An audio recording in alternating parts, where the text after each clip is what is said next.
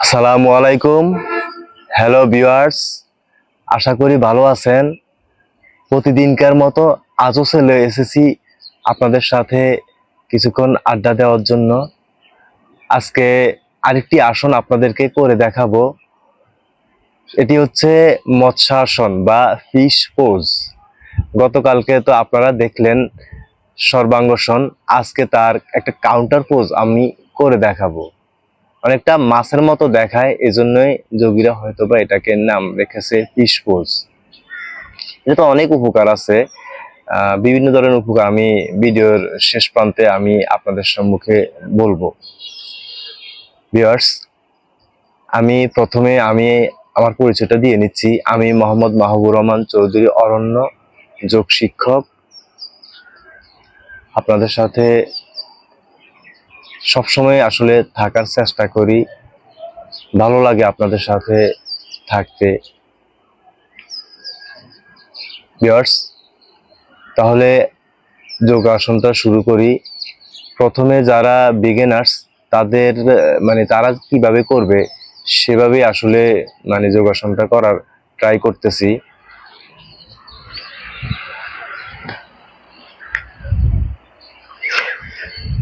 প্রথম ভিউয়ার্স, কিছুটা স্ট্রেচিং করে নেব। ওয়ার্ম আপ করে নিলে যোগ ব্যায়াম বা যোগাসন করতে অনেকটা সুবিধা হয়। বিশেষ করে না হলে ইনজুরি হওয়ার চান্স থাকে বা ইনজুরি হওয়ার পসিবিলিটি অনেক বেড়ে যায়। বৃষ্টি আসতেছে, আচ্ছা যাক, এর মধ্যে করবো, সমস্যা নাই। হালকা হালকা গুড়ি গুড়ি বৃষ্টি হচ্ছে। আচ্ছা, তো আমি কিছুক্ষণ আগে ওয়ার্ম আপ করে নিয়েছি। তো এখন ওয়ার্ম আপ করতে গেলে সময় নষ্ট হবে, এজন্য আসলে এখন ওয়ার্ম আপ করছি না। এখন ব্যায়ামে চলে যাচ্ছি। প্রথমে আমরা শুয়ে পড়বো মেঝেতে।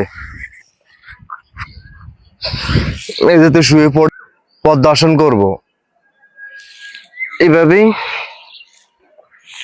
তারপর এই পদ্মাসন করা পরবর্তীতে আমরা শুয়ে পড়ব। শুয়ে পড়ে কনুই দিয়ে ঠেলে মাথা এভাবে রাখি, এভাবে করব। দেখুন আমাকে মাছের মতো লাগছে কিনা। শ্বাস প্রশ্বাস স্বাভাবিক থাকবে, শ্বাসের দিকে মনোযোগ দিতে হবে। শ্বাস কিভাবে নিচ্ছি, ফুসফুসে যাচ্ছে, আবার কিভাবে বের হচ্ছে, সেদিকে মনোযোগ দিতে হবে।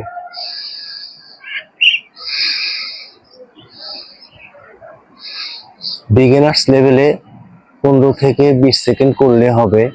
যারা আগ থেকে করে আসছেন তারা 1 থেকে 3 মিনিট করবেন।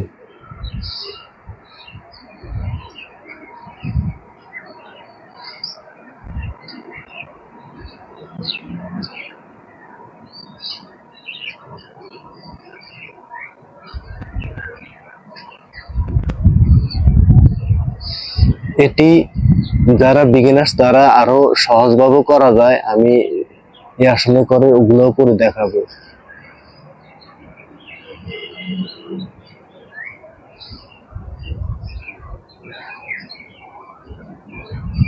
শেষ করার সময় প্রথমে মাথা না সুন্দর করে রাখতে হবে। তারপর পদ্মাসন এটা খুলে নিয়ে তারপর যায় কিছুক্ষণ শবাসনে বিশ্রাম নিয়ে থাকতে হবে। যারা নতুন তারা পদ্মাসন, যারা পারবেন না তারা সুখাসনও করতে পারেন। দেখুন আমি করে দেখাচ্ছি। সুখাসনও করা যায়। আবার যারা তাও পারবেন না তারা পা সোজা রেখে এভাবে করেও মৎস্যাসন করা যায়।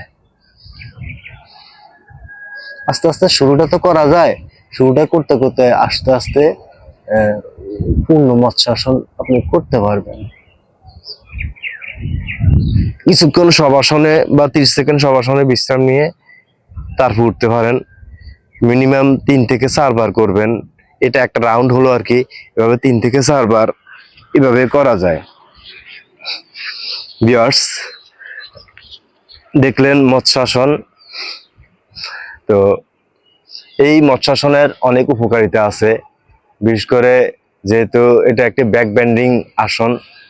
তো এটি একটি ব্যাক বেন্ডিং আসন, এবং যেহেতু ঘাড় যে ব্যাক বেন্ডিং হচ্ছে, সেহেতু এখানে যে থাইরয়েড, প্যারাথাইরয়েড যে গ্ল্যান্ডগুলো আছে এগুলার কর্মক্ষমতা বৃদ্ধি পায়। এই থাইরয়েড, প্যারাথাইরয়েড জনিত যত সমস্যা আছে আশা করি পরিত্রাণ পাওয়া যাবে।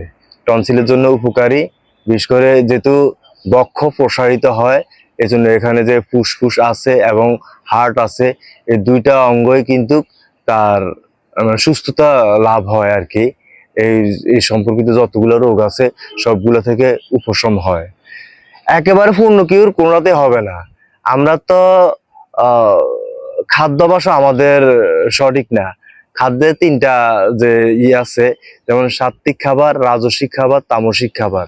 আমরা বেশিরভাগ সময় রাজসিক এবং তামসিক খাবারগুলা খাই, মানে আপনার বাসি খাবার বা প্রসেসড ফুড, ওগুলোর কথা বলতেছি আর কি। আমরা কজনের লাইভ ফুড খাই, যেমন শাকসবজি, রঙিন ফলমূল, 5টা রঙিন ফলমূল বা এগুলো কয়জনে খাই।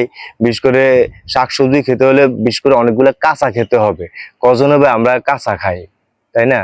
যেগুলো কাঁচা খাওয়ার উপযোগী, সালাদ কয়জনে নিয়মিত সালাদ খায়, 3 বেলায় সালাদ খায়, 2 বেলায় সালাদ খায় বা 1 বেলা সালাদ খায়, বা ফল, ফ্রেশ ফল কয়জনে বা খাই। এই ফ্রেশ ফল খাওয়ার পরে বা সালাদ আইটেম খাওয়ার পরে কাঁচা জাতীয়, কাঁচাই কিন্তু বাঁচা, এটা কথা আছে কিন্তু। তারপরে আপনি এই আসনগুলো করলে পূর্ণ উপকারিতাটা আপনি পাবেন। আরে ভাই, আপনি বাজা পোড়া খাইলেন, রাজসিক খাবার খেলেন বা তামসিক খাবার খেয়ে ব্যায়াম করার পরে যদি বলেন যে কোনো উপকার পাচ্ছি না, তাহলে তো হবে না। আপনাকে লাইফ যোগ অভ্যাসে আপনার পুরাটা 24 ঘন্টায় যোগ অভ্যাসে অনুযায়ী চলতে হবে ভালোভাবে। এটাকে দিনেসারিয়া বলা হয়, দিনেসারিয়া এবং ঋতুসারিয়া। এগুলা নিয়ম কানুন ভাবে যদি আপনি চলেন, তাহলে কিন্তু আপনি সুস্থতা আপনি পাবেন। তো ভিউয়ার্স, এখানে যেহেতু এই আসনটা, এই মৎস্যাসনে মেরুদণ্ড সম্পর্কিত সকল রোগে কিন্তু আশা করি দূরীভূত হয়, কারণ মেরুদণ্ড যেহেতু ফ্লেক্সিবিলিটি বাড়ে, মেরুদণ্ড কিন্তু আমাদের জীবন ও যৌবনের ধারক এবং বাহক। আর মেরুদণ্ড সুস্থ থাকলে আমরা জীবনের সৌন্দর্য আসলে সুস্থতা ভাবে আর কি আমরা সৌন্দর্য ভালোভাবে উপলব্ধি করতে পারি। যাদের মাজায় সমস্যা আছে তারাও এই আসন যদি অনেকদিন করেন তাহলে উপকার পাবেন। পা সম্পর্কিত যতগুলা বাত ব্যথা বা সায়াটিকা আছে এগুলো উপকার হয়, ফলে পা পোলা বা পা অসুস্থতা জনিত সমস্যা থেকে আপনি পরিত্রাণ পাবেন। ভিউয়ার্স, অনেক আগে আমি ইউটিউব করেছি, আবার ইদানিং একটু করতেছি। কথাবার্তা যদি ভুল ত্রুটি হয় বা উপস্থাপনা জড়িত কোনো যদি সমস্যা মনে করেন, আপনারা ক্ষমা সুন্দর দৃষ্টিতে দেখবেন, এটা আসলে কথা। এগুলা অনেকগুলো উপকার আছে, সেটা আপনি, আমি যতটুকু বলছি এতটুকু তো বললাম। আপনি ইউটিউব চাইলে বা বই পুস্তক পড়লে আরো ভালো ভালো উপকারিতা এগুলো আপনি জানবেন। আর কারা করতে পারবেন না সেটাও আসলে শোনার বিষয় বা দেখার বিষয়। সেটা হচ্ছে যাদের উচ্চ রক্তচাপ আছে তারা সতর্কতার সাথে করবেন। যাদের স্পন্ডাইলাইটিস আছে, মানে মেরুদণ্ড সম্পর্কিত সমস্যা আর কি, স্লিপ ডিস্ক বা মানে ওই যে অস্থি মজ্জাগুলা স্লিপের ওই যে মেরুদণ্ড থেকে কিছুটা বের হয়ে যাওয়া বা এরকম চাপ প্রয়োগে ব্যথা পায়, যে ওনারা করতে পারবেন না।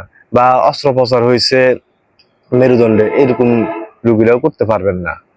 এবং যারা প্রেগনেন্সি মাদার তারাও করবেন না, পরক্ষণে করতে পারবেন। আসলে এগুলাই আসলে করতে পারবেন। আর এছাড়া সকলেই করতে পারবেন, 6 বছর থেকে একদম 100 বছর পর্যন্ত সকলেই করতে পারবেন। তো আপনারা যোগ ব্যায়াম করুন, করলে ইনশাল্লাহ উপকার পাবেন। আমি একসময় খুব অসুস্থতার মধ্যে ছিলাম, আমি অনেক এলোপ্যাথিক ওষুধ খেয়েছি, কিছুটা উপকার পেয়েছি, বাট আমার উপকারের চেয়েও আরো ক্ষতিটা বেশি হয়েছে। তারপরে আমি যোগ অভ্যাসের প্রতি মানে আস্থা করার পরে আমি যখন সুস্থ হয়েছি, তখন চিন্তা করলাম যে এটা নিয়ে আমি সারা জীবন পড়ে থাকবো বা থাকবো। আপনারাও যোগ অভ্যাস করুন, সুস্থ জীবন যাপন করুন, ভালো খাদ্য খান, সাত্বিক খাবার খান, যোগ অভ্যাস করুন, শ্বাসের ব্যায়াম করুন, প্রাণবন্ত থাকুন, তাহলে দেখবেন যে জীবন আসলে অনেক সুন্দর। কারণ আমরা একবারের জন্য পৃথিবীতে সৃষ্টিকর্তা আমাদেরকে পাঠিয়েছে, বারবার তো আমাদেরকে আর আসার সুযোগ নাই। এই একবারের জন্য আমরা সুস্থ সুস্থ হয়ে আমরা মৃত্যুবরণ করতে চাই, এটাই আসলে মানে চাওয়া সৃষ্টিকর্তার কাছে। তো আজ এ পর্যন্ত। আপনারা সকলে ভালো থাকেন, সুস্থ থাকেন, নিরাপদে থাকেন এই কামনায়। আল্লাহ হাফেজ। আসসালামু আলাইকুম।